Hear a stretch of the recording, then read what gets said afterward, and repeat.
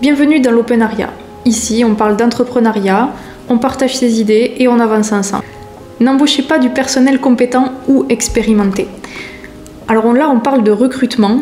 Et effectivement, quand on va recruter quelqu'un, on va chercher selon certains critères et souvent on va prendre les critères du poste à pourvoir.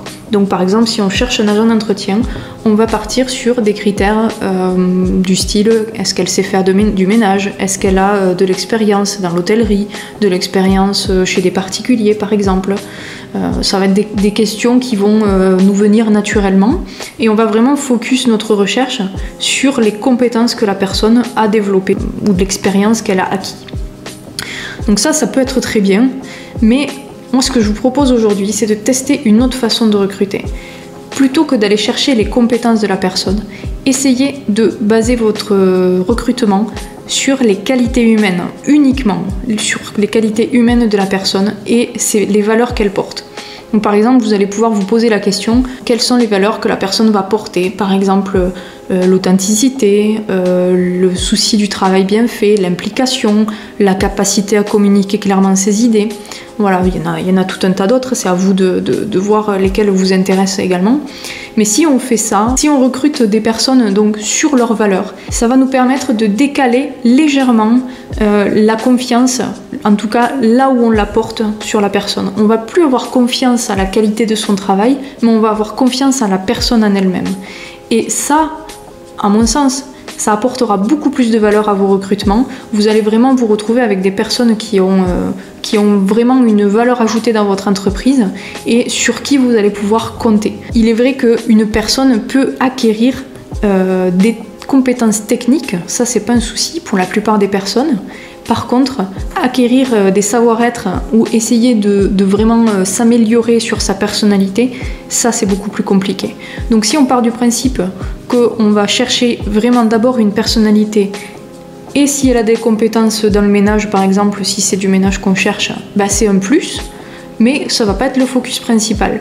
Et à ce moment-là, vous allez pouvoir vraiment avoir des personnes de qualité comme collaborateurs. Donc, de faire ce travail-là, ça va sous-entendre plusieurs choses. La première, c'est que ça va sous-entendre qu'il va falloir que vous connaissiez vous-même les valeurs que vous portez et les valeurs que vous avez envie de voir au sein de votre entreprise. Donc ça demande un travail là-dessus et c'est à mon sens quelque chose qui est très intéressant de faire. Ça permet aussi d'y voir un peu plus clair et de cadrer les choses.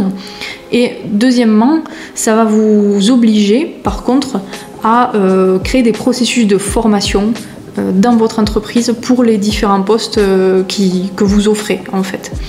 Donc on pourrait croire que faire des processus de formation c'est du travail en plus, mais en réalité ça va être plutôt du travail sur son entreprise plutôt que dans son entreprise. Là on va vraiment travailler sur qu'est-ce que je veux qu'il se passe dans mon entreprise et ça va être intéressant parce que ça va vous obliger à faire deux choses, à vous poser les questions qui sont essentielles pour construire une entreprise qui va être solide et qui va durer dans le temps, comme par exemple comment est-ce que je veux que le travail soit fait dans mon entreprise. Vous allez poser les bases et les jalons en fait pour vos futurs collaborateurs du travail tel que vous le voulez fourni. Vous allez garantir du coup la qualité du résultat, en tout cas un peu mieux que si vous laissiez la compétence libre de la personne.